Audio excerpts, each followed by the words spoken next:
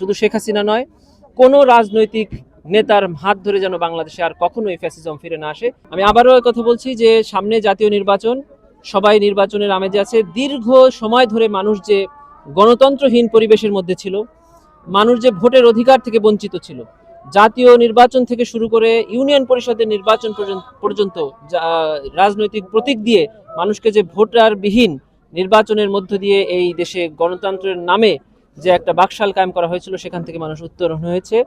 সেই প্রত্যয়কে সামনে রেখে সামনে যে নির্বাচন আসছে, তারা সৎ যোগ্য প্রার্থী বেছে নেবে এবং আবার যেন মানুষ এই ফ্যাসিজমের মধ্যে ফিরে না আসে, তার জন্য সৎ নেতৃত্ব আসবে। যেটা আমরা দ্বিতীয় বিশ্বযুদ্ধের পরে দেখেছি, সবাই বলেছেন যে নেভার এগেইন ফ্যাসিজম যেন আর কারো মাধ্যমে ফিরে না আসে। শুধু শেখ হাসিনা নয়, কোনো রাজনৈতিক নেতার হাত ধরে যেন বাংলাদেশে আর কখনোই ফ্যাসিজম ফিরে না আসে, সেই চেষ্টা এবং সেই রেজাল্ট আগামী নির্বাচনে এই জাতি দেখতে পারবে বলে আমি আশা করি।